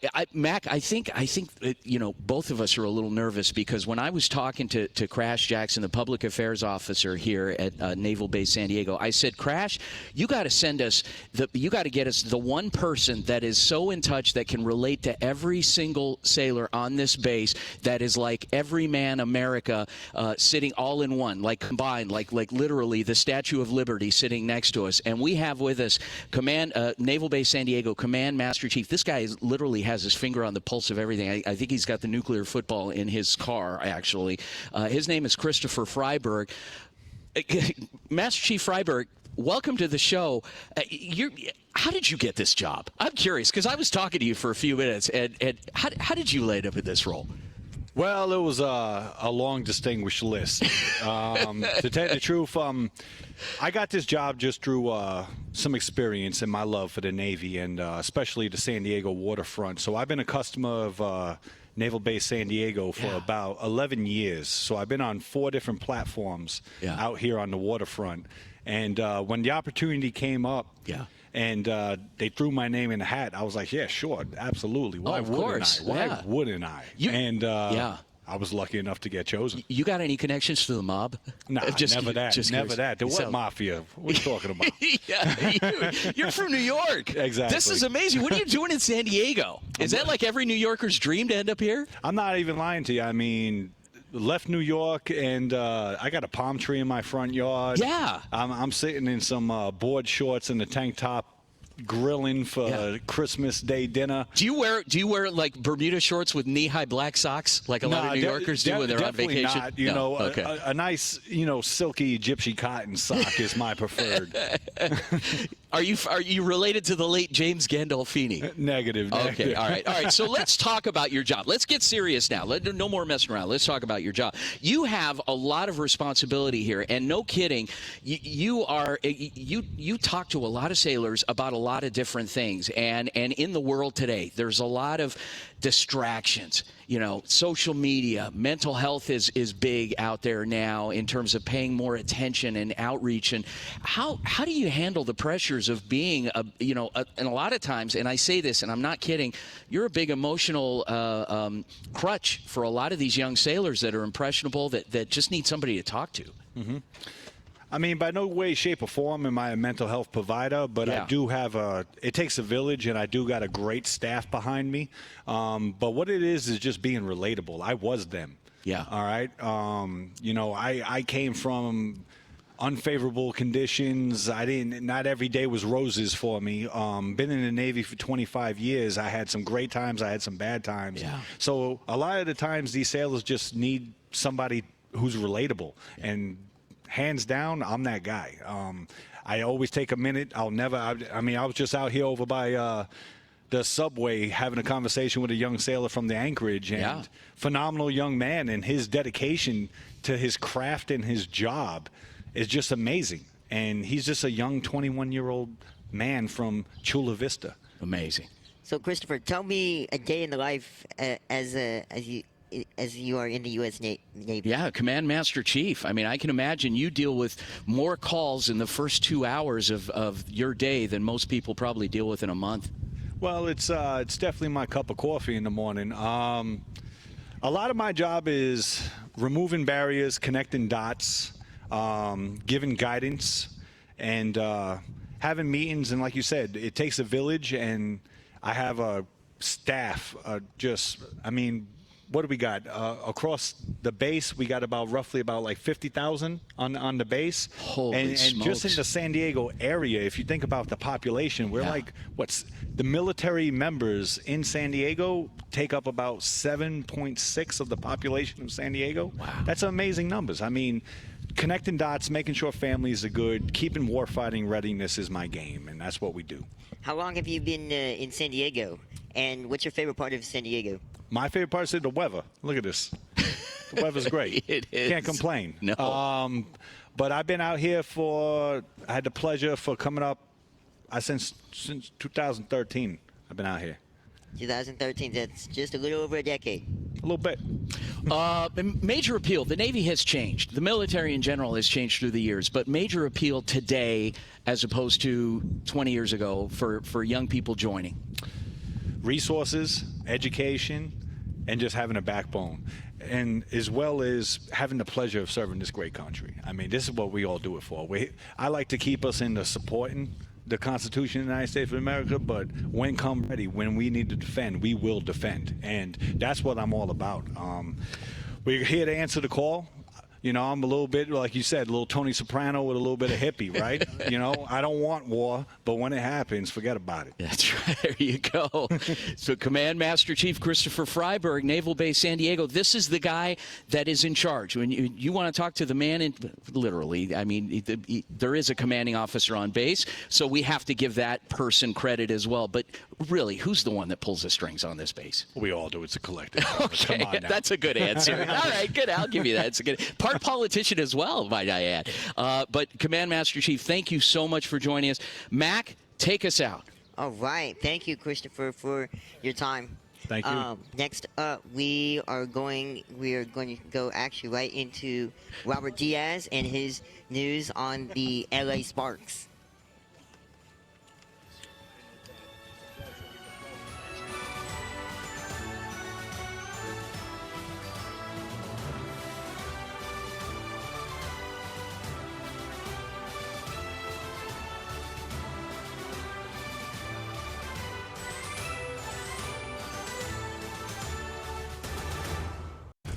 Your caddy, Ray Adams, takes you beyond the 18th hole on Saturday mornings with Great American Golf from 6 to 7 a.m. on KDUS AM1060. APAC is your one-stop source for all your automotive and heavy-duty air conditioning parts, supplies, and equipment. They're family-owned and have been the Valley's go-to for all your auto AC needs since 1982. Whether it's for your everyday or vintage car, commercial, or off-road vehicle or equipment, APAC has you covered. Call APAC, AA-PAK, the AC experts at 602-254-1116 and ask for the Varsity Special to get 10% off your purchase. Coaches, the Varsity Sports Show wants to be part of your team in 2023. We have a proven track record of providing the most coverage of your teams with Thursday and Friday night football. We will spotlight your players with multi-camera game broadcasts, pre- and post-game interviews, and segments on our Saturday morning radio show. With over 100 games broadcast in 2022, we will be exceptional for your team. Call, text, or email 480-220-4629 or info@varsitysportshow.com. Hello everyone, my name is Douglas Santo and I am a sports journalism major at the Cronkite School at ASU. I am extremely excited to work with the varsity sports team this summer and bring you upbeat and informative sports stories. With the MLB in full swing, the NBA and Stanley Cup playoffs in motion, the Olympics later this summer, and the WNBA underway in the Caitlin Clark era, this summer will be a blast. Have you downloaded the KDUS AM1060 skill for Alexa yet? Food. Alexa is frustrated. No matter how many times do you ask, the answer is mail, chicken. Once you're ready, say Alexa, open KDUS AM1060 to listen to your favorite shows.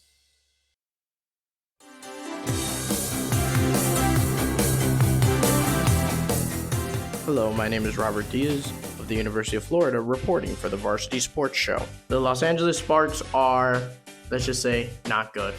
They're 4-13 right now, second to last in their conference, and they've lost their last 6 games in a row. You can't really blame any one individual for this lack of winning because there are a lot of hardworking individuals on the team that contribute well together. However, the talent level just does not seem to be enough, and that's mainly due to injuries. The best player right now is De'Erica Hamby.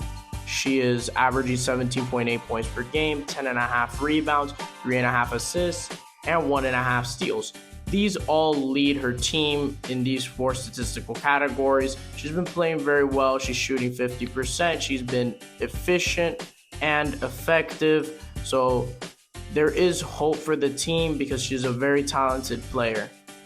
One thing to talk about is going to be the injury, certainly, because Azura Stevenson has been out since March 29th. Cameron Brink's also been out since June 19th, and Lexi Brown is currently day-to-day. Cameron Brink is certainly the biggest loss out of the three, in my opinion, because Brink is an excellent shot blocker, leading the team with 2.5 blocks per game. Her presence is certainly missed in the paint, where she was a threat to always block shots, and she was an efficient scorer as well. The Sparks really need the All-Star break to gather, regroup, get healthy, and have a game plan moving forward. However, between now and the All-Star break, they need to win some games to keep team morale high and to keep them within striking distance of earning a playoff spot. Thank you for listening. I'm Robert Diaz with Varsity Sports Show.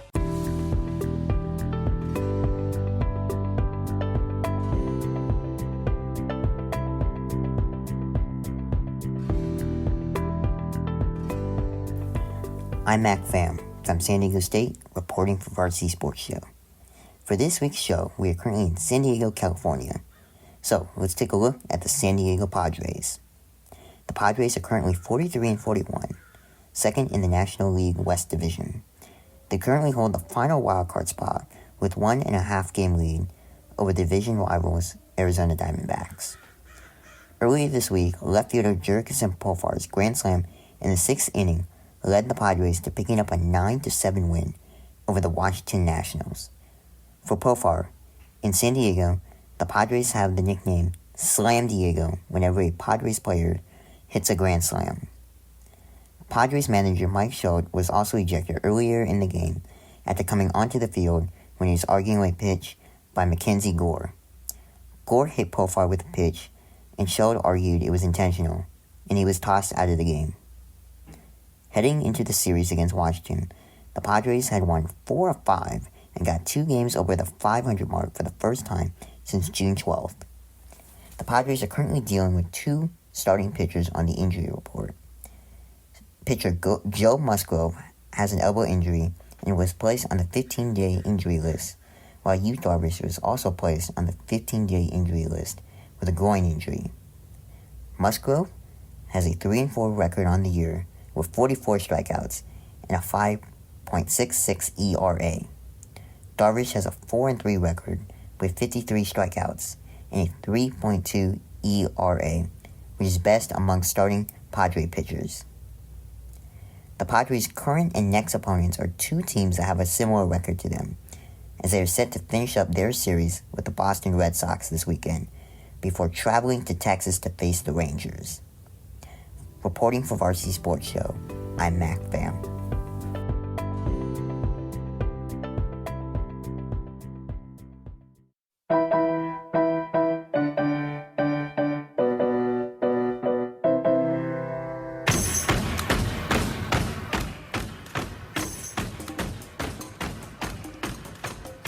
What's going on, everybody?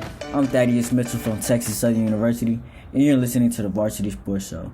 Isaiah Collier from the University of Southern California Trojans was drafted as a first-round 29th overall pick to the Utah Jazz. Isaiah was a standout freshman point guard for the USC Trojans basketball team, even with them finishing 15 and 18 overall. He was the number 1 ranked recruit in the 2023 class, averaging 16.3 points per game and a 49% field goal percentage. With that, he is known for his playmaking abilities, court vision, speed, and toughness. Collier played at Willard High in Marietta, Georgia, where he was named the Naismith High School Player of the Year. At USC, he came in and made an impact off the bat, earning accolades such as the Pac-12 Freshman of the Week multiple times, and showing his potential as an NBA star. The Utah Jazz finished the last season 31-51. I believe just like Collier did for USC, he would come in and make an impact for the Utah Jazz. Collier's playmaking skills will definitely help with Lauri Markkanen, who emerged as the team's top scorer in the previous season, continuing to play a pivotal role. Veterans like Jordan Clarkson and Colin Sexton will both help to make Collier's game even better. Despite not making the playoffs, I think adding Isaiah Collier to the Utah Jazz will make the team scary to play this next year and the years to come after that. Again, I'm Thaddeus Mitchell from Texas Southern University, and thank you for listening to the Varsity Sports Show.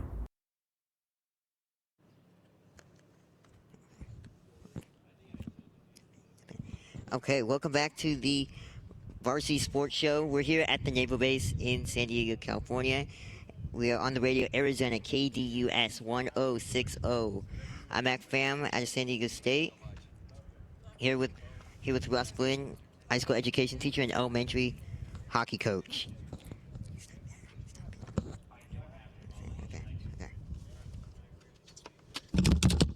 So, Mac, I gotta say, I was actually having a sidebar conversation here when we came back with the Command Master Chief of Naval Base San Diego. This guy's got 50,000 people that he's responsible for and a ton of ships that are constantly rolling in and out of port. I mean, you want to talk to somebody that has his finger on the pulse of everything. We just had him on the show, and it pretty amazing and a real down-to-earth guy. Did you get that sense, Mac? Yes, absolutely. Yeah, I mean, he's a New Yorker, so we joked around a little bit. We threw the old Tony Soprano stuff out there and had fun with that. But it was fun. And good stuff. Good. Today's focus being California, featuring news and notes all around the state of California. We're joined by a longtime coach out of the Poway district, right here in San Diego. Yeah, the San Diego area. And I'm going to turn it over to Mac because he's your guest. Bring him on. All right. Hey, Russ, how you doing today? Good, Matt. Can you hear me? Yes, I can hear you. All right. So this is Russ Flynn. He's a high school teacher and an elementary hockey coach. So he's seen it. He's done it in the classroom and also on the ice floor. So Russ, what similarities do you have in the classroom as a teacher and on the ice as a hockey coach? Well, I mean, there's a lot of similarities between being a teacher in the classroom and coaching youth hockey. I mean, one of the big things is that you have to set goals, short-term goals, long-term goals. It's about, individual players making progress like it is in the classroom, individual students making progress throughout the year. And so, that's a big piece of what we do is as a team, you set goals, as a classroom, you set goals. And as individuals, you do that and you work towards those throughout the school year. And throughout the season, and so, that's kind of the big piece of what we work on.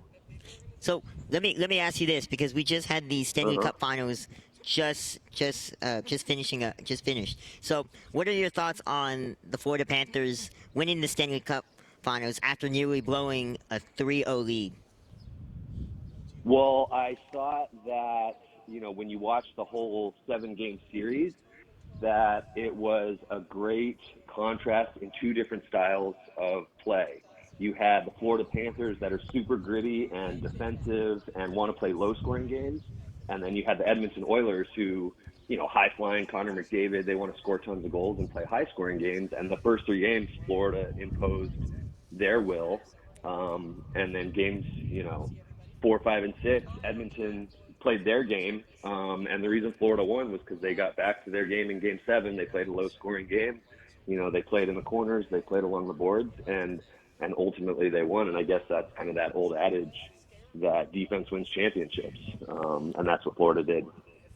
Defense wins championships. So I think that has become a cliche, especially in any sport. So going back to coaching hockey, besides winning hockey games as a goal, what's another goal of yours when you coach hockey, when you coach these elementary students?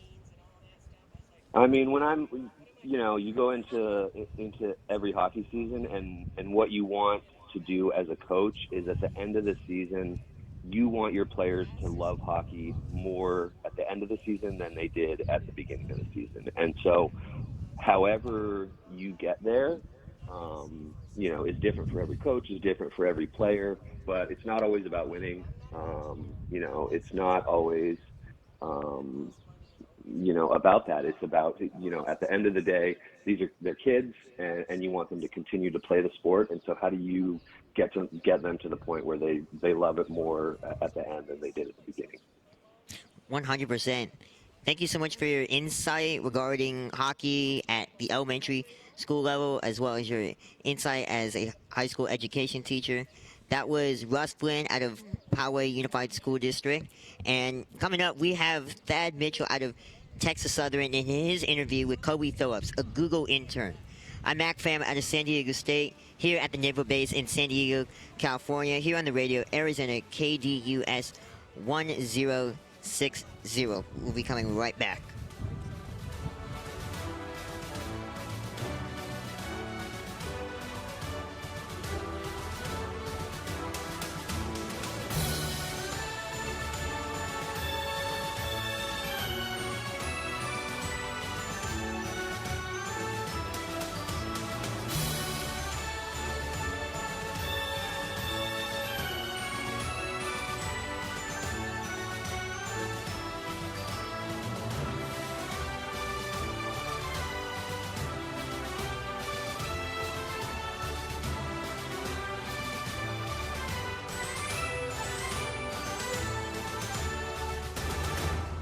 We'll do what's best for the team, and we'll do what's best for you. The Rich Eisen Show, coming to you weekdays from 3 to 5 p.m. here on KDUS AM1060 and KDUS1060.com.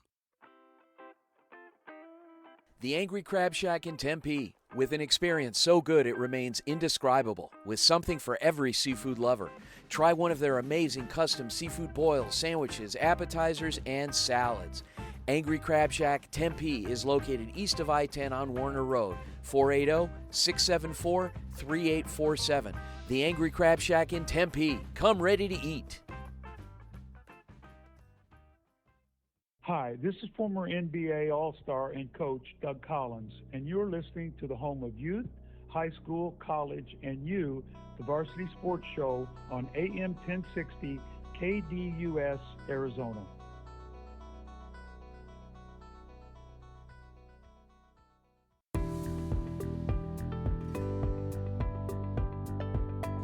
Hello everyone, my name is Pham. I'm a student at San Diego State University, majoring in journalism with a minor in communications. I'm excited to contribute to the Varsity Sports Show this summer. I'm looking forward to telling the story of a game through an X's and O's perspective. James Out West brings NFL, NBA, MLB, and local sports talk to you Monday night starting at 7 on KDUS AM 1060 and the KDUS 1060 app.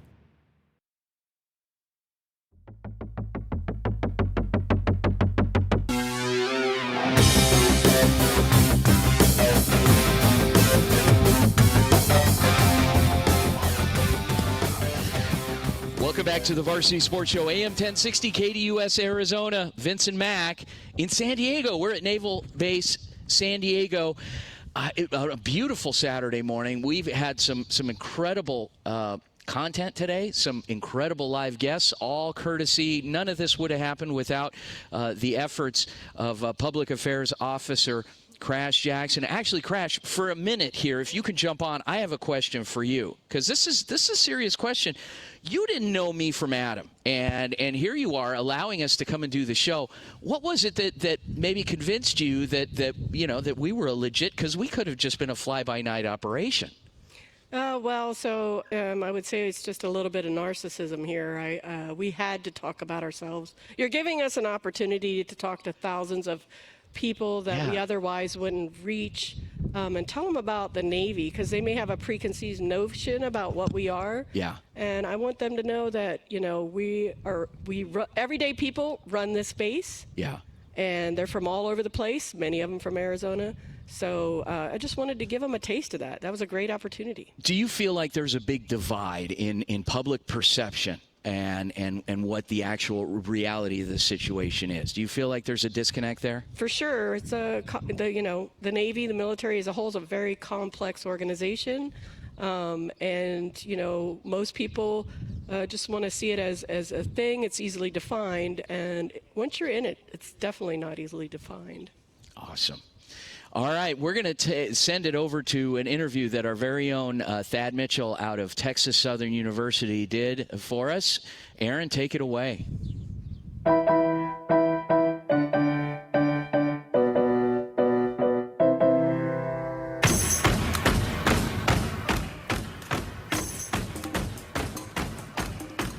What's going on, everybody? I'm Thaddeus Mitchell from Texas Southern University, and you are listening to the Varsity Sports Show. Our guest today is Kobe Phillips, an accomplished student from Texas Southern University, where he's making great strides in his studies. Adding to his impressive resume, Kobe has secured an internship at one of the world's leading tech companies, Google. How would you describe the work environment and culture at Google? Yeah, so really, if I really wanted to describe it, I'd definitely say it's unreal.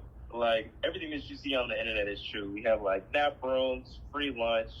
The people are amazing. Free lunch, dinner, and breakfast. And I really think it's a really collaborative environment. Everybody's super nice, super friendly. Especially being an intern, they definitely pour into you and make sure that you can be someone who can be a resource and a sponge and really soak up all the knowledge they have to offer. So I definitely love the company so far, and being on the team definitely makes me feel included and not just like an intern, but a real person who has great insights to contribute. Can I ask you what your major is and what is it that you do as an intern at Google? Yeah, so I am a marketing major, and at Google I am in a program called the BBall program. And the BBall program is catered to non-technical majors, so mostly your business majors. And as a BBall program participant, I am a marketing intern on the YouTube team, specifically for shorts and artists. And right now I am conducting a summer research project that is doing competitive analysis across short-form video platforms such as, the ones that we all use, like Reels, TikToks, and sometimes even Shorts. So right now with my competitive research, it's trying to get a feel of what makes people create on other platforms. Like, what are other features and other things that could be brought over to YouTube Shorts, and how to overall make YouTube Shorts the place where people want to create. What kind of training or mentorship have you received during your internship? Yeah, for sure. So I feel like a lot of the training and mentorship that I've received has really came a lot from my manager. My manager sent me a lot of information regarding, okay, what does it mean to have a trend on YouTube? What does it mean to have a strong YouTube presence? And they'll send a lot of information and stuff throughout the day. And working for Google, like the biggest search engine in the world, they even have a lot of search engines that we can't even access as corporate partners, so that they'll offer us like a lot of training, a lot of modules, a lot of things to more so understand the products that serve a lot of people in America and across the world. So I think working for Google definitely has its perks, especially being able to learn information quicker. That's great. Can you tell me how your internship experience has influenced your career plans and your aspirations? Yeah, for sure. I definitely think that working here and kind of making it into the Google space, especially as an HBCU student, has opened my eyes to a lot of opportunities and potentially even a full-time career working at Google. I'm one of the only HBCU students representing in the Varsity program, and That's what's up. probably even Google. So it's really eye-opening to see a lot of students, a lot of people from all over the world, especially Ivy Leagues and a lot of top-tier universities. But it's really opened my eyes into pursuing a career here and knowing that it is possible, especially for HBCU students. Because I think oftentimes a lot of HBCU students particularly get imposter syndrome in spaces like this because they don't necessarily feel seen or necessarily feel heard. But here at Google, I definitely have found my space and found my place, and hopefully I can create a career that also has the same opportunity to give another person a hand in the future. That's what's up. So what tips would you give to students aspiring to secure an internship at a top tech company like Google? If you want to secure a top internship at a company like Google, I suggest finding a mentor.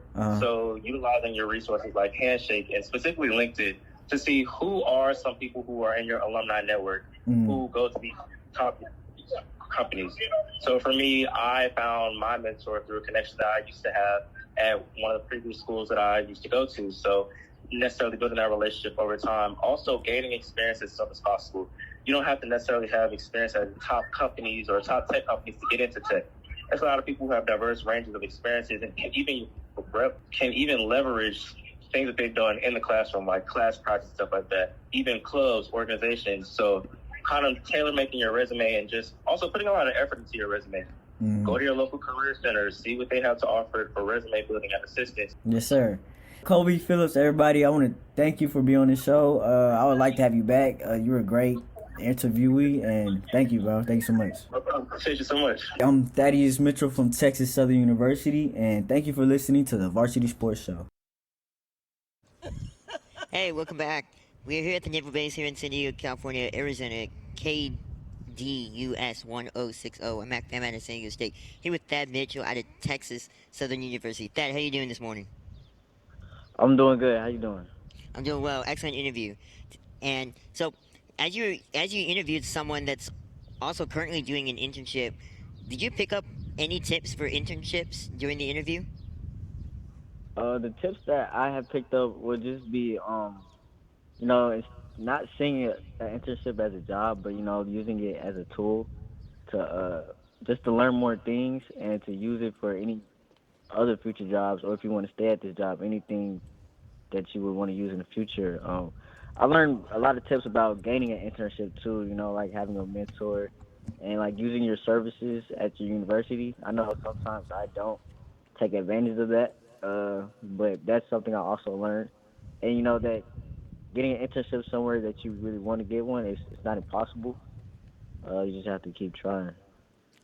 You found somebody that is doing an intern for Google, which is the largest search engine that we have. What was the process like in finding your interviewee?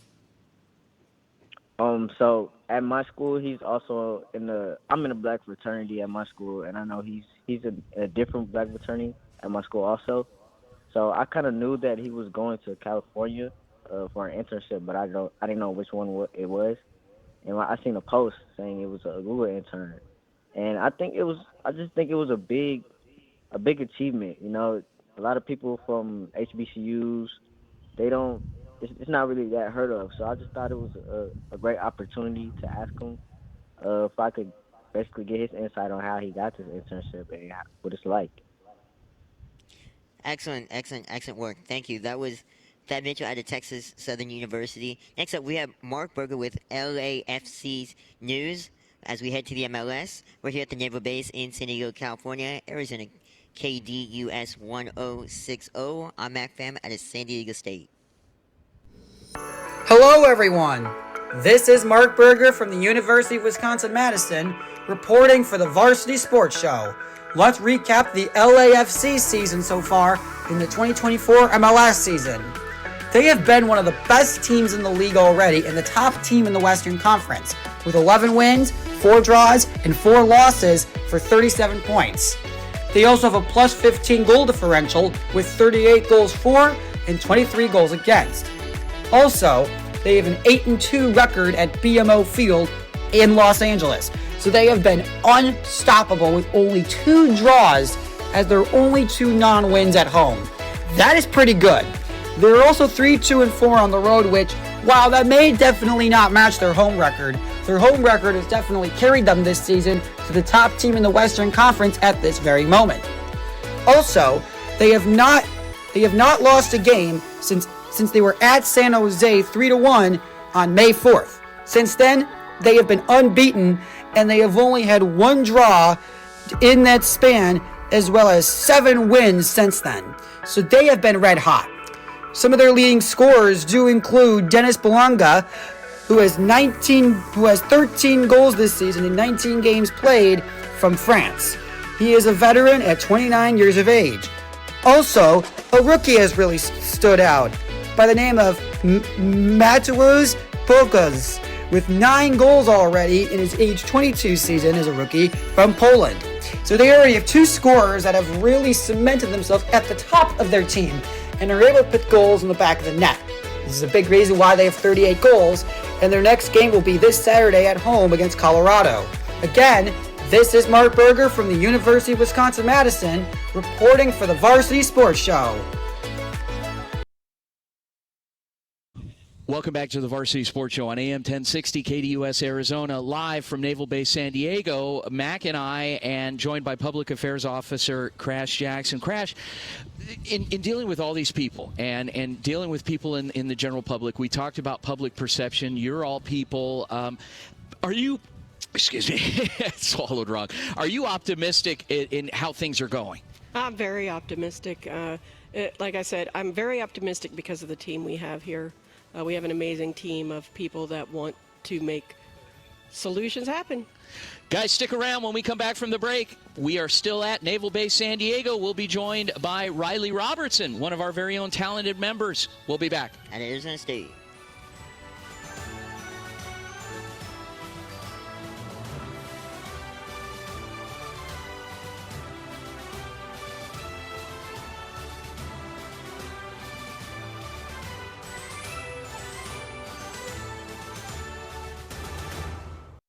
Carving out time in your afternoon for the Doug Gottlieb Show right here on KDUS AM1060, 100.7 HD2, and KDUS1060.com. Weekdays from 1 to 3 p.m. Hi, y'all. My name is Reilly Robertson, and I am originally from Dallas, Texas. I'm currently attending Arizona State University, majoring in both sports journalism and sports business. I'm so incredibly excited to start this semester with the Varsity Sports Show. There are a plethora of sporting events to cover this summer, such as the Stanley Cup playoffs, the College World Series, and the Summer Olympics. With all of these events, this summer is definitely going to be a fun one. Hi, this is Saguaro High School head baseball coach Joe Mickey, and you are listening to the home of the SaberCat Report, the Varsity Sports Show on AM 1060 KDUS Arizona. Go Cats! The Varsity Sports Show live with Vince D'Alicio every Saturday morning from 9 to 11 a.m. Features all the local youth, high school, college sports, and more, both around the Valley and beyond. Enjoy go-to segments with coaches and players from around the Valley. Tune in to the Varsity Sports Show with Vince and guests, Saturday morning from 9 to 11 a.m. right here on KDUS AM 1060, online at KDUS1060.com and the KDUS 1060 app. Listener rewards for you with the KDUS 1060 app. Download today to hear all of the national and local shows you love. That's the KDUS 1060 app.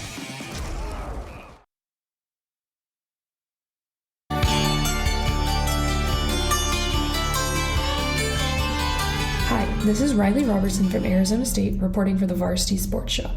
I am here with San Diego State graduate and student athlete from the women's rowing team, Kamrin Whitworth. Here's Kamrin talking about why she wanted to become a D1 athlete and why she picked San Diego State. So I had been on a junior rowing team in high school for 4 years, and by the time my senior year rolled around, there was the big question of whether or not I wanted to row in college. And once I started speaking with primarily California coaches, I knew I wanted to row and be a D1 athlete. It was just about narrowing down the location and what schools had to offer for me. I was interested in studying communication or journalism. And the second I stepped on San Diego State's campus, I fell in love. It felt like a little vacation, but a place where I'd be working hard but feeling good. So I felt like overall I really meshed well with the team and the coaches better than any of the other schools I was communicating with. The women's rowing team is currently facing a lot of adversity, so here's Kamrin telling us just a little bit about what is going on.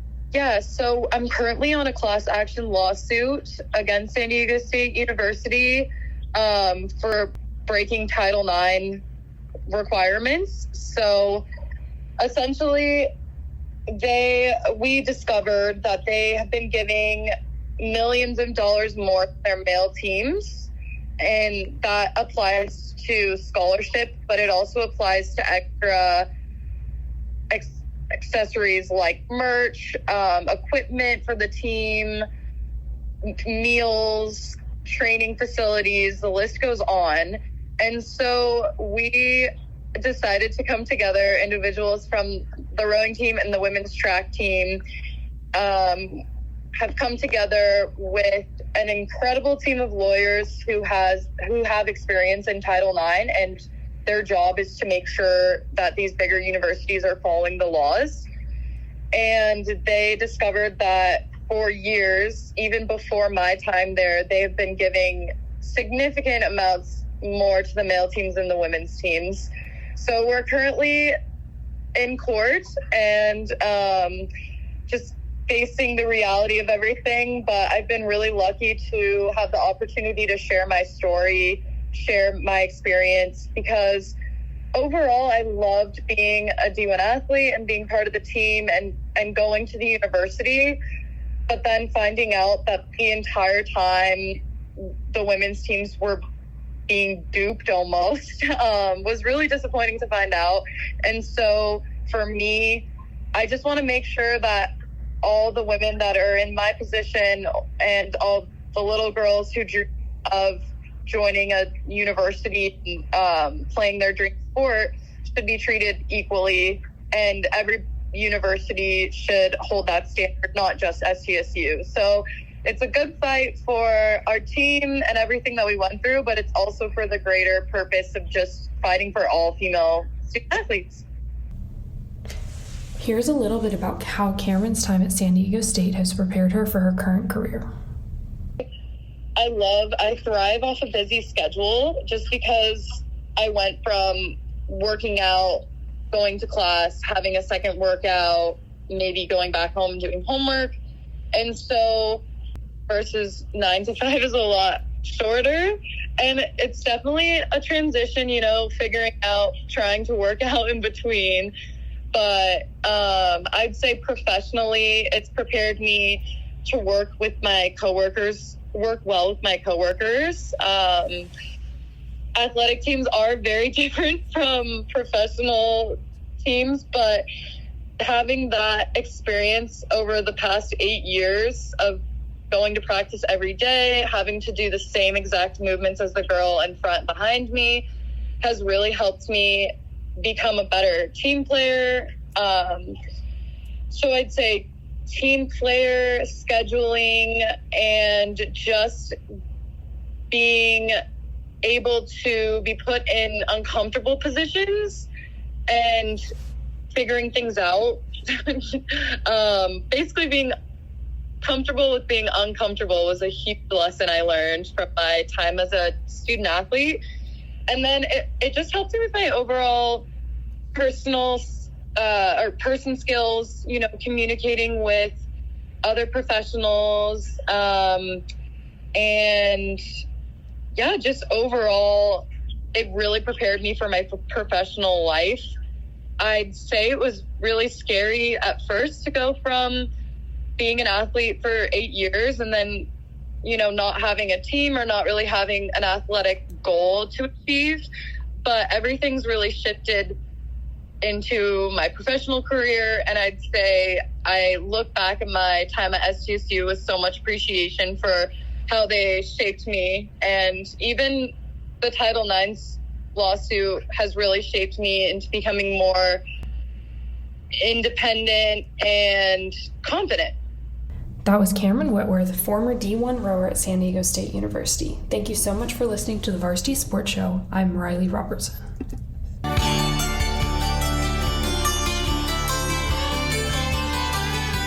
We are here at the Naval Base in San Diego, California, Arizona, KDUS 1060. I'm Pham out of San Diego State, here with Reilly Robertson out of Arizona State. Reilly, how you doing? I'm good. How are you?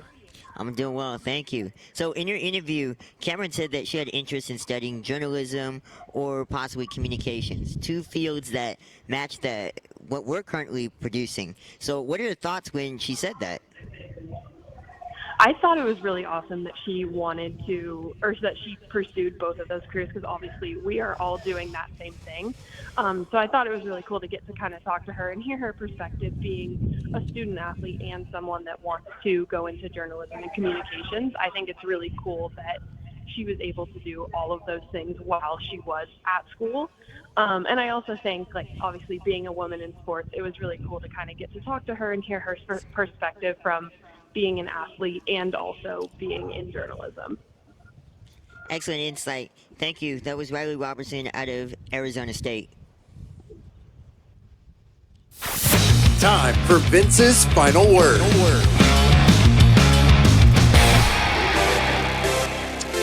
Well, there you have it.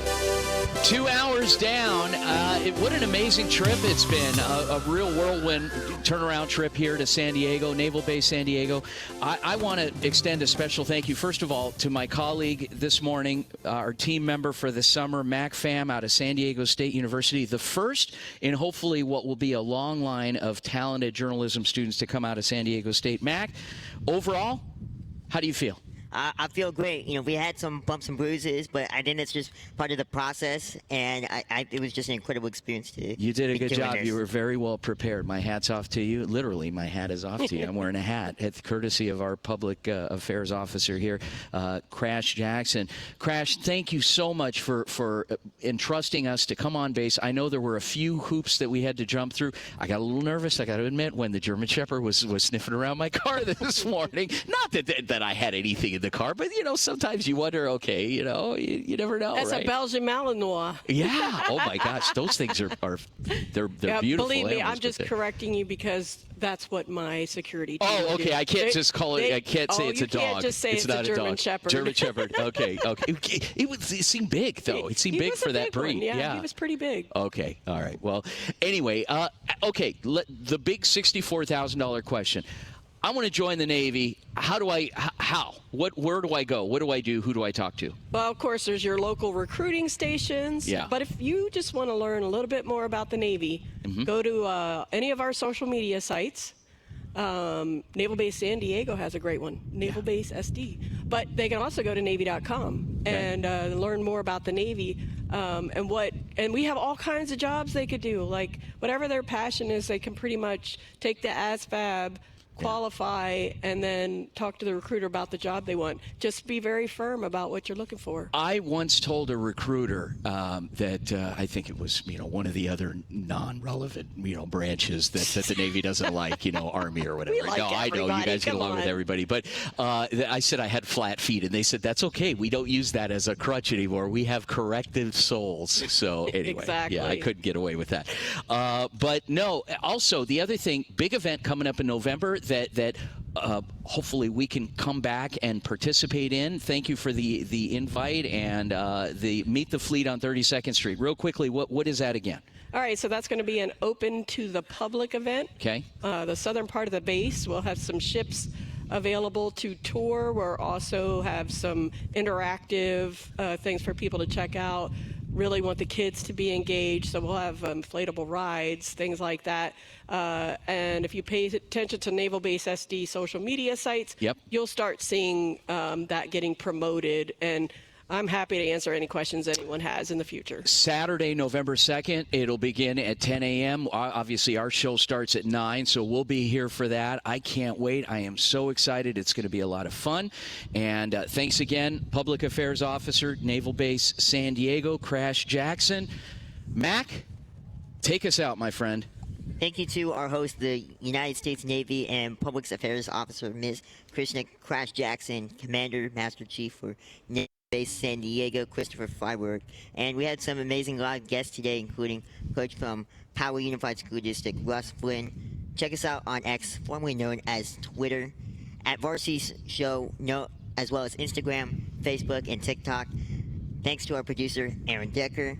And join us back here next Saturday at 9 a.m. on the AM1060 KDUS Arizona for the Varsity Sports Show. On behalf of my partner, Vince DeLisio, I'm Pham from San Diego State, and you are listening to the Varsity Sports Show. Go Varsity. Thanks again for tuning in, everyone, live from San Diego.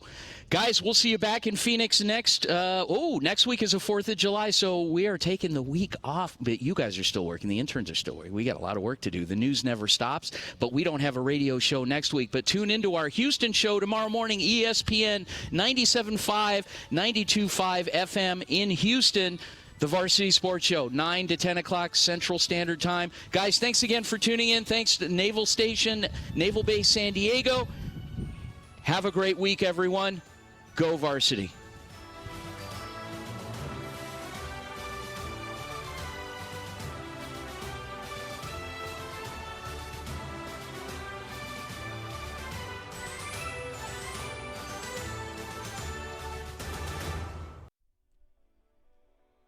Hey listeners, Vince DeLisio here from the Varsity Sports Show. We are so excited and honored that you start your weekends off with us. Our team is comprised of very talented high school and college students working toward a future in media. We appreciate your support, and any opportunities that we can to promote your teams or businesses will go a long way toward helping us continue supporting our talented team. We are a 501c3 nonprofit educational organization, and we use our platform to not only promote all of the great things happening in the world of sports locally and nationally, but also continue to promote and encourage future broadcasters as they grow in this industry. Please consider a tax-deductible donation to the Varsity Media Foundation. To find out more, please email us at info@varsitysportshow.com or check us out on Instagram, Facebook, or TikTok at Varsity Sports Show, or on Twitter at Varsity Show. Once again, thank you for supporting the Varsity Sports Show, now a nationally syndicated program on the SportsMap Radio Network.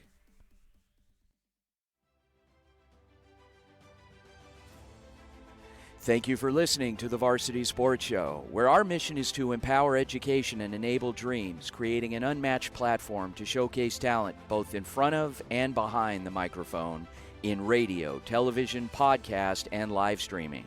The Varsity Sports Show, still your home for youth, high school, college, and you in Arizona and beyond.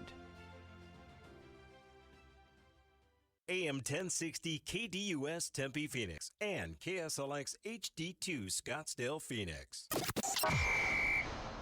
Looking to sell your home? Hi, I'm Andrew the Home Buyer, and I love making it easy to sell your house.